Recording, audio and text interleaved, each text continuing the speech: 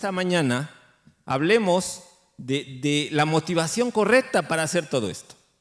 No quiero que, pues sí, estamos trabajando y estamos haciendo cosas. No queremos, no es que no quiera, no queremos como ancianos, como liderazgo, incluso como miembros de la iglesia, queremos tener siempre la perspectiva correcta y que las cosas se hagan de la manera correcta. No podemos llenarnos de trabajo y de actividades, hacer por hacerlas, trabajar por trabajar si es que venimos y las hacemos, trabajar por trabajar. Hermanos, queremos, de acuerdo a la luz de la Biblia, que las cosas se hagan de la manera correcta. Que nunca perdamos el punto de vista correcto. Sí, hay un concierto el 25 de junio y hay que invitar y vamos a ver qué personas van a venir, o la escuelita bíblica de verano, se me olvidó mencionarla también. Los hermanos están muy entusiasmados, de hecho en este momento están con los jóvenes para eso, para invitarles, para que ayuden, viene otro día de trabajo, el 11 de junio, o damos desayunos, hermanos, pero no queremos que se pierda la esencia de esto, el punto de vista correcto, la motivación correcta. Y si ya lo hemos mencionado muchas veces, estamos hablando en estas semanas, hablábamos de la obediencia y ahora hablamos del amor, hermano. Y ese es el motor para todo esto.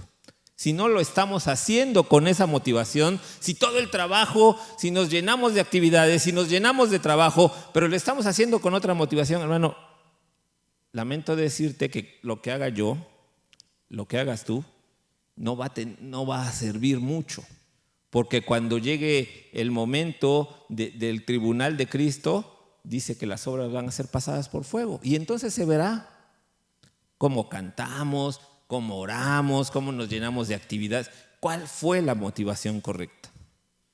Y eso es lo que quiero que pensemos en esta mañana, en una iglesia que le pasaba esto. En una iglesia que estaba ubicada en Asia Menor, todos la conocemos, todos hemos escuchado, Apocalipsis capítulo 2, las 7 iglesias de Asia. Las 7 iglesias en que el apóstol Juan les escribe, claro, de parte de Dios, de parte de Cristo, les manda cartas a todos ellos. Y hay diferentes razones, diferentes motivaciones, y en la que quiero que nos centremos en esta mañana es en la iglesia que se distingue aquí un poco, que es Éfeso. La iglesia de Éfeso fue fundada, como todos sabemos, por Pablo. Si ustedes quieren saber un poco acerca de este contexto, lean Hechos, a partir del capítulo 18, capítulo 19, capítulo 20, podrán encontrar todo lo que sucedía en Éfeso. Todo cómo llegó Pablo en el final de su segundo viaje misionero, el inicio de su tercer viaje misionero, fue a visitar Éfeso y todo lo que pasó en esa ciudad. Cuando estudiaba este tema, veía precisamente eso, todo lo que sucedió en esta ciudad. Por si no lo han relacionado, por ejemplo, Apolos, ¿recuerdan a Apolos? Un hombre elocuente, dice la versión Reina Valera, un hombre poderoso en palabra. Bueno, él llegó a Éfeso, llegó a enseñarles, les hizo mucho bien. Dice ahí que él trabajó con él, estaba un poco equivocado, lo tomaron Priscila y Aquila, otro matrimonio que conoció a Pablo en Corinto y después viajaron a Éfeso, y que también sabían muchísimo acerca de la palabra, del camino. Le llamaban aquí y toman a Apolos, que solamente tenía el conocimiento parcial, le empiezan a enseñar y ellos juntos hacen dan mucha enseñanza en la iglesia de Éfeso. También lo que sucedió en Éfeso fue el alboroto. Eso es el clásico pasaje conocido. Llega Pablo, se pone a predicar, ahí en Hechos 20, se pone a predicar, y los que vivían de hacer templecillos, templitos de Diana, en plata, entonces dicen, no, Pablo va a acabar con el negocio y no vamos a dejar eso. Y lo atacan y quieren juzgarlo ahí, hacen un alboroto. Bueno, todo eso sucedió en Éfeso. También, si recuerdan, los milagros que este pasaje en donde hace milagros solamente con la ropa de Pablo. Si una ropa o un lienzo había tocado a Pablo, iban y lo ponían en los enfermos y ahí se sanaban a través de ello. Y también el pasaje conocido de algunos hechiceros que se convirtieron al cristianismo, y lo que hicieron ahí fue quemar sus libros. Todo eso, hermanos, todo eso sucedió en Éfeso. Lo pueden encontrar en Hechos del 18 al 20. Eso nos dice que, como vamos a ir viendo, era una iglesia que conocía mucho, que Pablo, Apolos, Priscila y Aquila, y seguramente los ancianos, como veremos más adelante, se habían tomado mucho tiempo para enseñar en Éfeso, y ellos conocían todo esto. Entonces, esta iglesia, hermanos, era una iglesia que tenía muchas características, como vamos a poder ir viendo en este pasaje. Tenía muchas cualidades, por supuesto. Era una iglesia trabajadora. Vamos a ver en Apocalipsis capítulo 2, versículo 2. Usé en esta ocasión la Nueva Traducción Viviente. Si ustedes traen su Biblia, lo pueden buscar. La versión Nueva Traducción Viviente dice, le escribe, los primeros versículos, escribe al ángel de la iglesia y le dice: yo sé todo lo que haces, le dice Dios a Éfeso. He visto tu arduo trabajo y tu paciencia con perseverancia. Todo lo que sucedió en Éfeso, hermanos, que ya narré, todo lo que sucedió por ahí del año 55 que fue fundada la iglesia por Pablo. Esta carta de Apocalipsis se está escribiendo alrededor del año 90. Habían pasado 30, 40 años desde que había sido fundada, y era una iglesia trabajadora. Era una iglesia que Dios le dice: yo sé todo lo que haces, yo conozco tus actividades, he visto tu trabajo. Y no solo le dice tu trabajo, le dice tu arduo trabajo, lo que te esfuerzas en hacer todo el tiempo. Estás trabajando, Éfeso, qué bueno. Me da mucho gusto. Tu paciencia con perseverancia, dice esta versión. También eres paciente. También si invitas a las personas, si les das a conocer el nombre de Dios, pero no quieren, tú lo sigues haciendo. Estás perseverando. Qué bueno, iglesia de Éfeso. Eres una iglesia bien trabajadora. Yo lo conozco, dice Dios. Yo lo estoy viendo. Estoy al tanto de lo que haces. Así que me da mucho gusto. La carta a los Efesios, por supuesto, hermanos, por supuesto, está escrita a esta iglesia. Y la carta a los Efesios es una de las cartas que es conocida como la reina de las epístolas, por toda la explicación que da acerca de la salvación, acerca del comportamiento cristiano, por cómo presenta a Cristo, por todo lo que hace, de modo, hermanos, que podemos deducir que los Efesios precisamente eran una iglesia bien preparada. Y era una iglesia trabajadora porque tenía bien clarito esto que Pablo les había escrito en el capítulo 8, el capítulo 2, versículos del 8 al 10. Les dice: Dios los salvó por su gracia cuando creyeron. Ustedes no tienen ningún mérito en eso, es un regalo de Dios. La salvación no es un premio por las cosas buenas que hayamos hecho. Así que ninguno de nosotros puede jactarse de ser salvo, pues somos la obra maestra de Dios. Él nos creó de nuevo en Cristo Jesús a fin de que hagamos las cosas buenas que preparó para nosotros tiempo atrás. Por eso la iglesia de Éfeso era una iglesia trabajadora. Tenía bien clarita la doctrina que Pablo les había dicho. Miren, ustedes fueron salvos por gracia y tienen que trabajar en las obras que Dios preparó para nosotros. Como conocemos ese pasaje en Reina Valera, las obras que Dios preparó de antemano para que anduviésemos en ellas. Éfeso, la iglesia, cada uno de los miembros tenía bien clarita esta parte, hermanos. Eso se puede deducir porque les dice Dios: yo conozco que trabajan.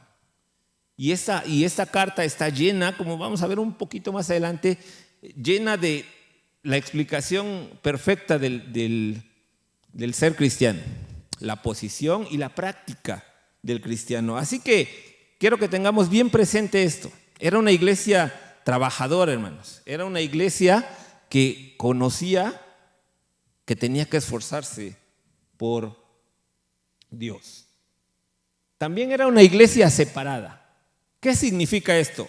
Versículo 2, la siguiente parte del versículo 2, dice: sé que no toleras a la gente malvada, les dice, regresando a Apocalipsis, capítulo 2, versículo 2. Sé que no toleras a los malvados. Eres una iglesia separada, una iglesia que distingue bien. Si ustedes recuerdan, si ustedes saben, veíamos con los varones hace algunas semanas, la palabra iglesia viene de separación. De ahí se define la palabra iglesia del original griego, separados, separación, apartados. La iglesia en Éfeso tenía bien clarito también este concepto, hermanos. No toleras a la gente malvada. Si sabía que alguien estaba haciendo algo equivocado, los enfrentaba, les llamaba la atención y más aún no convivía con ellos, no permitía que estuvieran juntos. Así que otra cualidad más de la iglesia de Éfeso: eran muy buenos, eran trabajadores, no toleraban a los malvados y además, hermanos, eran también una iglesia pura. Siguiente parte del versículo 2 dice: has puesto a prueba las pretensiones de esos que dicen ser apóstoles, pero no lo son. Has descubierto que son mentirosos. Era una iglesia trabajadora, era una iglesia separada, era una iglesia pura. Conocía bien a Pablo, como pueden encontrar en Hechos. Estuvo ahí 2 años trabajando con ellos, enseñando en la sinagoga. Conocía bien a Pablo, conocía bien sus enseñanzas, sabía que era un apóstol, sabía que había sido enviado por Cristo. Lo conocieron muy bien. Si ustedes ven la última parte del capítulo 20, cuando Pablo se tiene que despedir de ellos, los ancianos van desde Mileto, que era una ciudad vecina, hasta Éfeso, para orar por él, para encomendarlo en las manos de Dios en la misma playa. Oran, se abrazan, lloran. Es decir, la comunión era muy, muy cercana, era íntima de Pablo con la iglesia de Éfeso. Así que conocía perfectamente lo que enseñaban los apóstoles, cómo se comportaban, lo que hacían, y por eso, por un lado, no toleraba a los malvados, pero también ponía a prueba a los que decían ser apóstoles, pero no lo eran. Descubría que eran mentirosos. Una iglesia pura, una iglesia que filtraba todo lo que tenía, lo que le enseñaban, lo que sabía, y se mantenía en pureza, porque había estado en contacto cercano, muy, muy cercano con Pablo. Así que una cualidad más, hermanos. Qué buena iglesia, una iglesia que a muchos nos gustaría ir seguramente. Una iglesia que trabajaba, una iglesia que era separada, una iglesia que era pura y que además, hermanos, era una iglesia que también sufría. Era una iglesia sufrida. El siguiente versículo, Apocalipsis 2:3, dice: has sufrido por mi nombre con paciencia sin darte por vencido.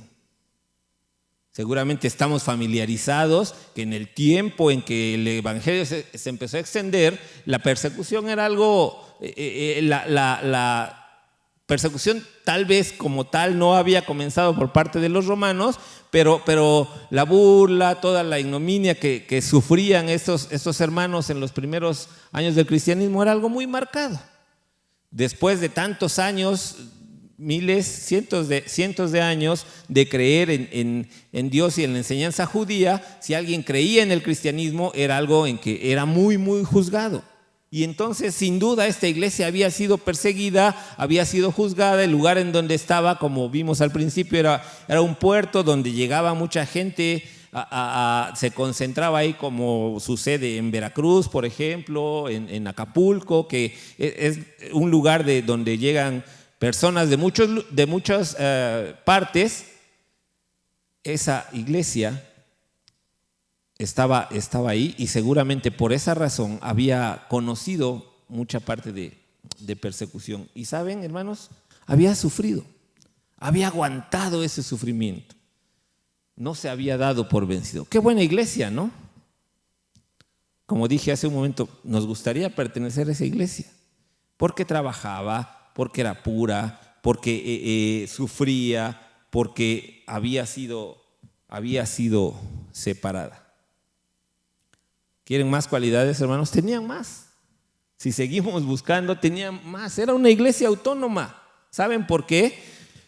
Porque en el versículo 6 dice, pero tienes esto a tu favor, odias las obras malvadas de los nicolaítas, al igual que yo, les dice Dios. ¿Quiénes eran los nicolaítas? Una secta que enseñaba cosas muy diferentes, muy raras en cuanto a la sensualidad y a la prostitución. Los sacerdotes y las sacerdotisas de esa religión era algo que pervertía a las personas. No estaban, por supuesto, en la enseñanza correcta, evidentemente.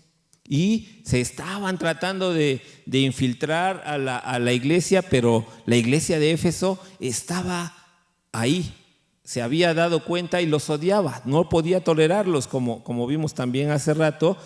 Sus obras malvadas, lo que hacían, lo aborrecía, lo predicaba seguramente, les advertía a las personas, les advertía a los hermanos acerca de estas personas que estaban ahí. Y Dios les dice, muy bien, porque tú piensas, tú tienes bien claras las enseñanzas y sabes que esto está mal. Así que eres una iglesia autónoma. Una cualidad más, hermanos. Qué buena iglesia, la iglesia de Éfeso. Como mencioné hace rato, si atendemos también la epístola, la carta que Pablo les escribió, podemos encontrar tantas enseñanzas dentro de esa iglesia. Capítulos 1 al 3 de Efesios nos habla de la posición del cristiano y cómo fue salvado, cómo fue rescatado por gracia, todo lo que tiene que hacer, cómo era un pueblo y Dios había derribado la pared intermedia haciendo un pueblo nuevo. Todo esto lo podemos encontrar en Efesios, y a partir del capítulo 4 hasta el capítulo 6, la práctica del creyente, esa carta que se dirige a ellos, nos habla de cómo se deben comportar las esposas, los esposos, los hijos, los amos, los siervos, y termina el capítulo 6 con la armadura de Dios, una verdadera clase acerca del cristianismo. Por eso la iglesia de Éfeso tenía todas estas cualidades. Era una iglesia trabajadora, era una iglesia autónoma, era una iglesia pura, era una iglesia separada. Sin embargo, había un problema. Sin embargo, Dios les dice en el versículo 4, pero tengo una queja en tu contra. No me amas a mí, ni se aman entre ustedes como al principio. Versión Reina Valera dice, has dejado tu primer amor. Una iglesia buena aparentemente, una iglesia perfecta en apariencia, una iglesia trabajadora, una iglesia llena de actividades, sí, en apariencia. Aunque era fiel, aunque había soportado, aunque era perseverante, inconscientemente,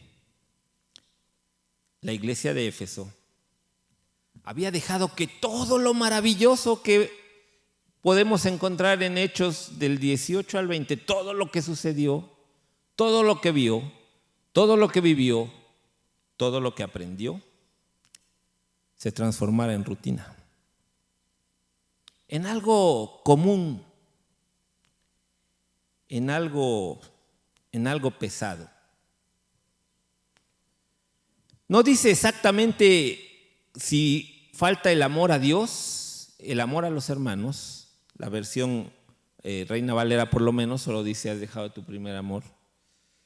Esta versión dice, no me amas a mí, ni se aman entre ustedes como al principio. Es decir, el haber dejado su primer amor implicaba esto. El dejar de amar a Dios, Tenían actividades, sí. Cantaban bien bonito. Oraban bien bonito. Si había un concierto, se llenaba todo esto, sí. Pero lo hacían sin amor. Lo hacían por hacerlo solamente. Lo hacían siguiendo una rutina. Ay, tengo que ir. Ay, tengo que cantar. Ay, es día de trabajo, tengo que ir. Una hora, aunque sea. Hay desayunos. A las 8 de la mañana es el día que me levanto tarde. Hermanos, queremos que si bien hay actividades en la iglesia del Sembrador, siempre tengamos la motivación correcta. No podemos hacerlo sin amor. Y si lo hacemos sin amor, hermanos, todo será más difícil. Todo será más complicado. Te costará trabajo venir. Te costará trabajo ver a los hermanos. Te costará trabajo escuchar una predicación. ¿Por qué no acaba este cuate? Y ya. Te costará trabajo tener el amor fraternal que debemos tener como hermanos. Pedro dice en primera de Pedro 1:22, habiendo purificado vuestras almas por la obediencia a la verdad mediante el Espíritu para el amor fraternal no fingido, amaos unos a otros entrañablemente de corazón puro. ¿Se puede fingir el amor entre hermanos? Se puede fingir. Aquí lo dice, no lo digo yo, lo dice la Biblia. El amor por los perdidos también es algo que la iglesia de Éfeso no tenía, que la iglesia de Éfeso había perdido. Primera Tesalonicenses 3, versículo 12 dice: y el Señor os haga crecer y abundar en amor unos para con otros y para con todos, como también lo hacemos nosotros para con vosotros. El amor a Dios, el amor fraternal y el amor hacia los perdidos es algo que nunca debe faltar en la iglesia. Si falta, hermanos, todo lo que se haga, por más bonito que se vea, por más impactante que sea, por más lo más grande alcance que pueda tener, hermanos, no va a funcionar. Nunca olvides que debes hacerlo con amor. El consejo que da Cristo: mira hasta dónde has caído, le dice a la iglesia de Éfeso. Date cuenta dónde estabas y dónde estás hoy día. Recuerda lo que hacías antes. Cuando te convertiste, ¿recuerdas cómo leías la Biblia? ¿Recuerdas cómo querías saber más? ¿Recuerdas cómo querías compartir y darles a conocer a los demás lo que habías encontrado? Eso es lo que tienes que recordar, le dice Dios a la iglesia de Éfeso. Haz un inventario de ti. Recuerda el amor y el gozo inicial que sentías por Dios, porque te había salvado, porque en ese momento lo tenías presente. Pero la rutina, pero la costumbre ha hecho que te olvides de ello. El consejo de Cristo sigue diciendo: arrepiéntete, dice en la versión Reina Valera. En esta versión dice: vuélvete a mí.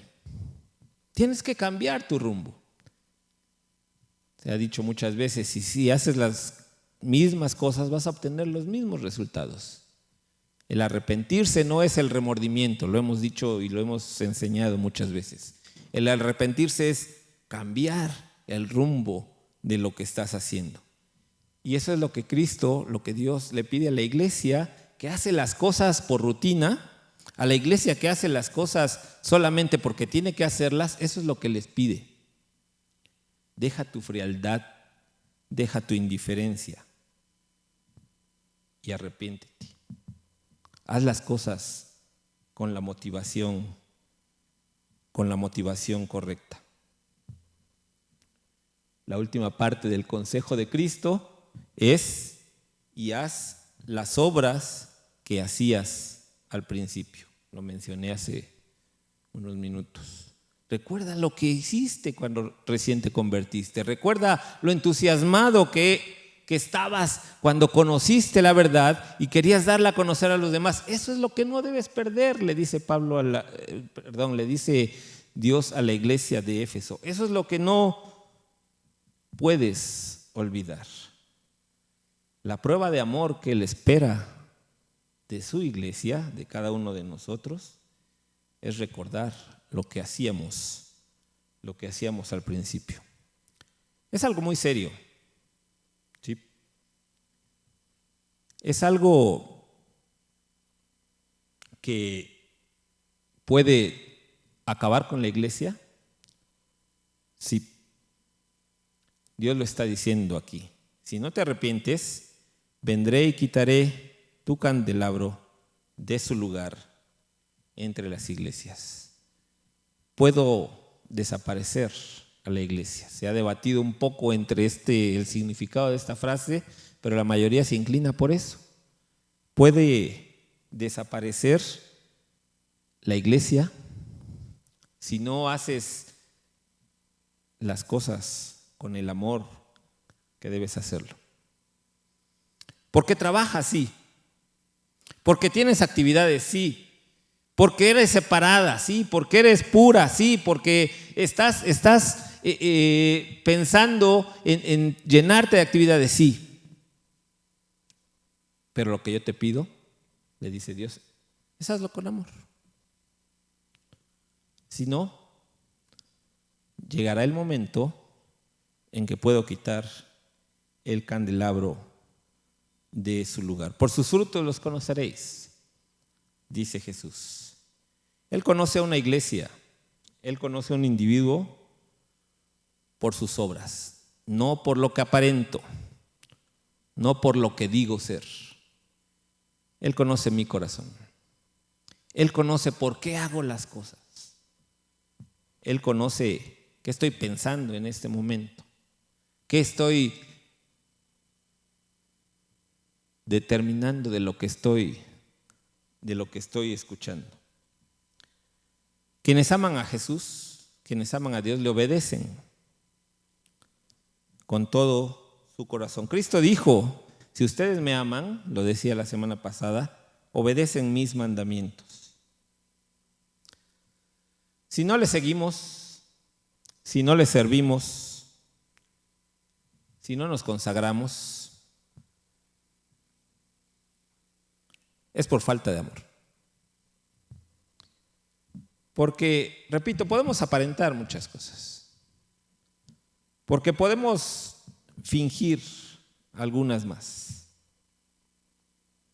Pero el Señor está viendo mi corazón, tu corazón. Le dice a Samuel: no mires lo que está delante de tus ojos. Jehová, mira el corazón. Si no estamos rindiendo al Señor nuestros talentos, si nuestras capacidades se las estamos regateando, entonces tenemos un problema de amor. No le amamos lo suficiente. Si nuestro amor por Dios fuera lo que debería ser, ninguna tarea sería demasiado pesada, ningún sacrificio sería demasiado grande. Eso es lo que Dios nos está diciendo. ¿Cómo amamos a Dios, hermanos? ¿Cómo remediamos esa parte? Tenemos que leer su palabra. Tenemos que estar cercanos a Él. Pablo les dice a los colosenses: la palabra de Cristo more, no solo more en abundancia en vosotros. Si no leemos su palabra, si no nos acercamos a la Biblia, si no oramos, ¿cómo le vamos a amar? ¿Cómo nos vamos a dar cuenta de lo que Él ha hecho por nosotros?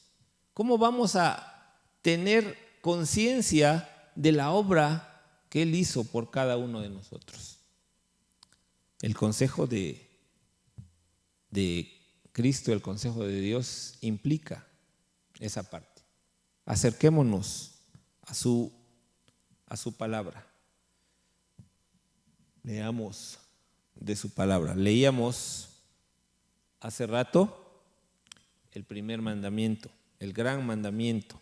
Ahora lo puse aquí en la versión Nueva Traducción Viviente y dice: escucha Israel, el Señor es nuestro Dios, solamente el Señor. Ama al Señor tu Dios con todo tu corazón, con toda tu alma y con todas tus fuerzas. Debes comprometerte con todo tu ser a cumplir cada uno de estos mandatos que hoy te entrego. ¿Cuánto amamos a Dios? Recuerden, es un mandato, no es una opción.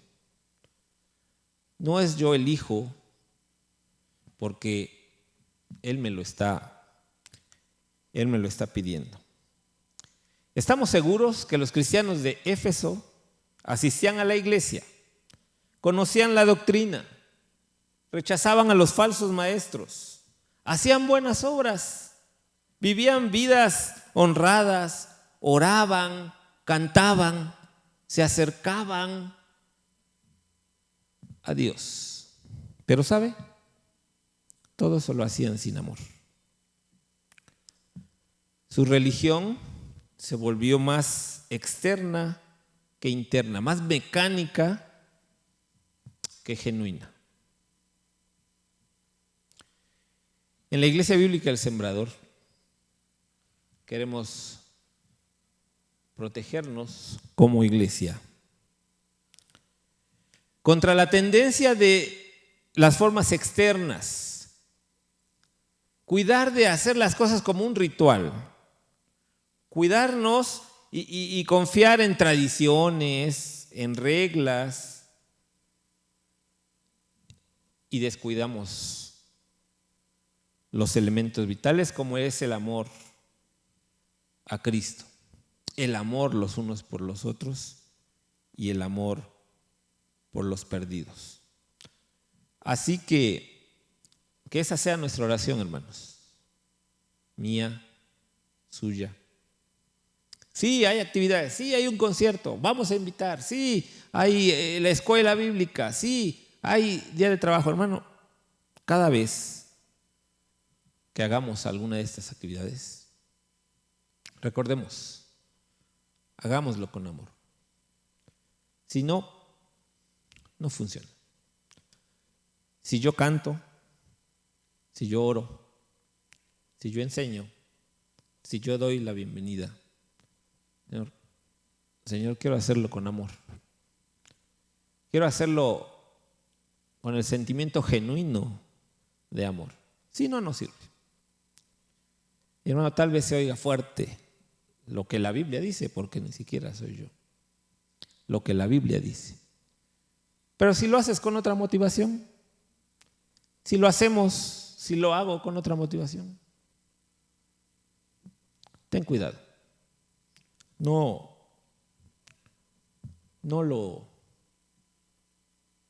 lo hagas, no lo hagamos con el motivo equivocado. Si no, no funciona. Dios dice: yo conozco tu trabajo, yo conozco lo que haces. Sí, Él lo está viendo. Pero ¿sabes? Si lo estás haciendo sin amor, no hay provecho acerca de esto. Les invito a ponerse de pie, hermanos. Vamos a orar.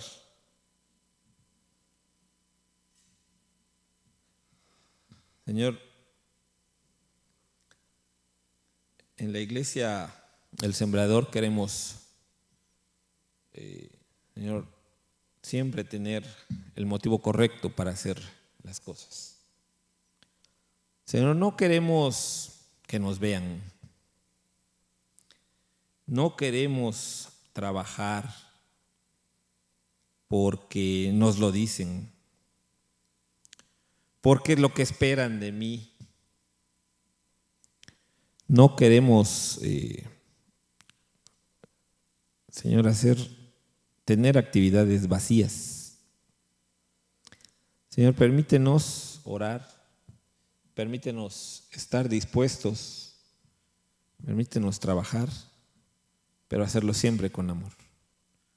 No queremos ser como esta iglesia que trabajaba, que era pura, que tenía autonomía, que era separada, pero que todo lo hacía de una manera equivocada. Señor, danos a cada uno de nuestros corazones el amor que necesitamos por ti, por los hermanos, porque no te conocen. Y de esa manera, entonces, Señor, tú valorarás ese trabajo. Tú te darás cuenta porque estarás viendo en nuestro corazón que el trabajo y la motivación son los correctos. Ayúdanos, Señor, cuídanos de orgullo, cuídanos de cualquier otra situación que pueda afectar lo que hacemos para ti. Señor, es nuestra oración. Te la pedimos en el nombre de Cristo Jesús.